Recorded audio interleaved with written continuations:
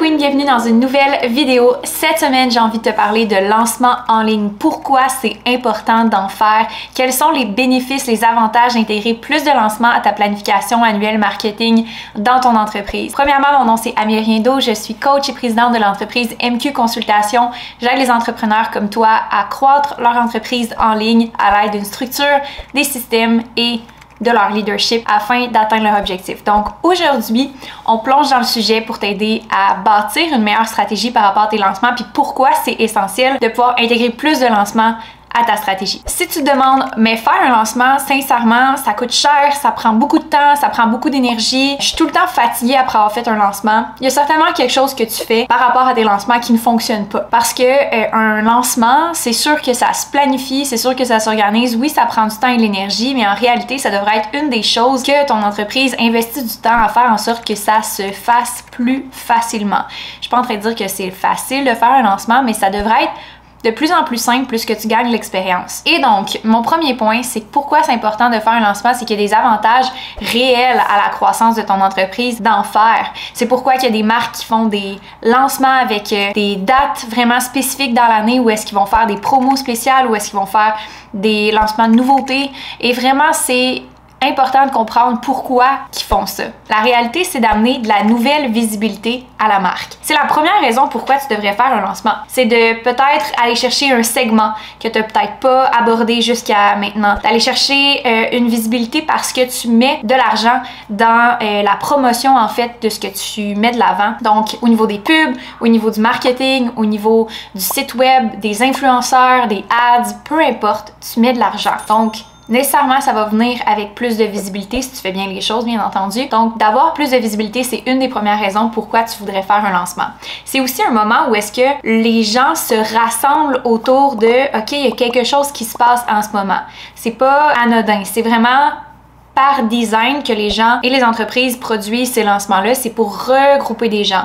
Donc, par exemple, on va faire un lancement d'une nouvelle marque de souliers, bien, c'est sûr que les gens vont être en ligne pour avoir cette nouvelle marque de souliers-là. Donc, c'est de créer l'événement autour de qu'est-ce que vous voulez avoir comme engouement. Donc, en ligne, il y a des événements comme des masterclass, il y a des événements comme des challenges, il y a des événements différents qu'on peut créer, mais il y a autre chose aussi, il y a vraiment juste des lancements où est-ce qu'il y a une liste d'attente. Ça crée cet engouement-là, cette visibilité-là, d'aller chercher les nouvelles personnes intéressées par ce hype-là, par cette curiosité de découvrir la marque, de découvrir les valeurs, de découvrir pourquoi en fait cette marque-là fait ce qu'elle fait. La deuxième chose pourquoi vous voudriez faire des lancements, c'est vraiment la nouveauté. OK?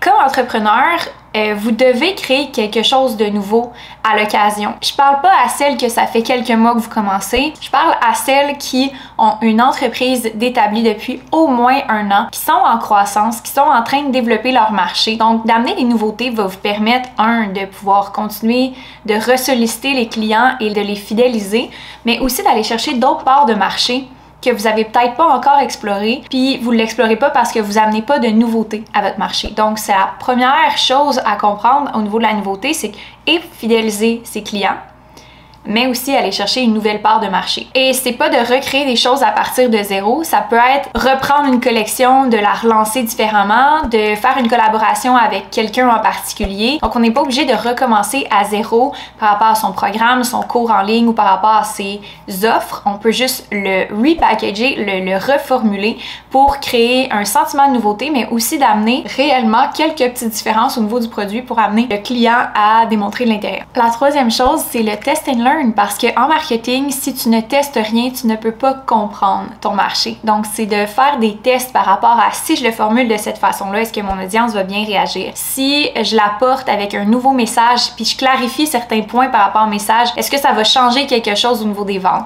Donc, le test and learn amène du data, des données pour perfectionner ton marketing, perfectionner tes offres, perfectionner ton entreprise. Et donc, de ne pas faire des lancements, souvent, c'est de ralentir ta croissance parce que tu n'as pas assez de data, d'informations pour voir vraiment comment ton marché réagit à ce que tu as à leur proposer. C'est toujours dans l'esprit d'avoir une certaine structure dans tes prochains lancements parce que tu sais qu'est-ce qui marche et tu sais qu'est-ce qui marche pas. C'est dans l'esprit de te positionner et de trouver c'est quoi ton positionnement par rapport à ta marque, ta façon de faire à toi et de ne pas dupliquer qu'est-ce qui fonctionne pour quelqu'un d'autre, de vraiment faire ta propre recette gagnante. Pourquoi tu voudrais aussi faire des lancements? C'est pour amener un meilleur cash flow. Est-ce que c'est plus de travail? C'est certain que si tu fais rien, que tu fais juste attendre que les ventes arrivent ou que tu es en tunnel evergreen ou que tu as une formule qui est un petit peu plus passive, c'est excellent pour ta business. Tu devrais avoir toujours ce genre de inflow-là qui arrive, donc des gens qui viennent et qui apprennent à connaître tes services et qui achètent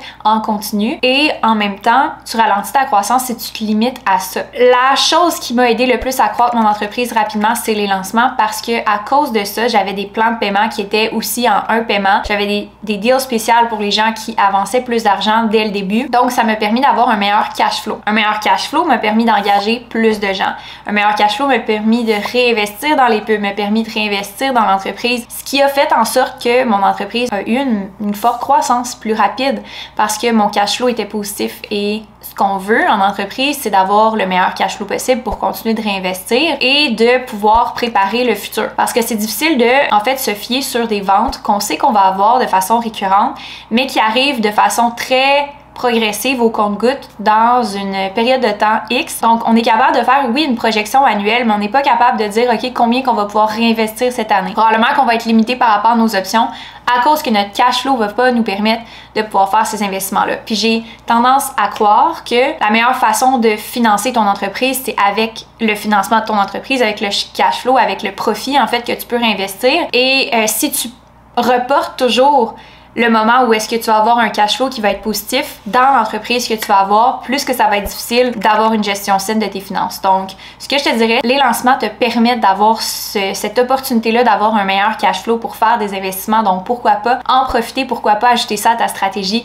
dès maintenant. J'espère que vous avez aimé la vidéo d'aujourd'hui, que ça va vous donner des pistes de savoir pourquoi vous devriez faire des lancements dans votre entreprise et pourquoi vous devriez en planifier dans votre planification annuelle marketing. Sur ce, on se revoit la semaine prochaine pour une autre vidéo Queen. Et oublie pas de me suivre sur les médias sociaux et de remplir un formulaire si jamais tu as envie d'avoir du support dans ton entreprise pour t'aider à augmenter tes revenus en travaillant moins, avoir une entreprise qui travaille pour toi et non le contraire. Et ça se travaille et ça se décide maintenant. Donc, merci d'avoir été là et puis laisse un commentaire ou un like si tu as aimé la vidéo. Bye!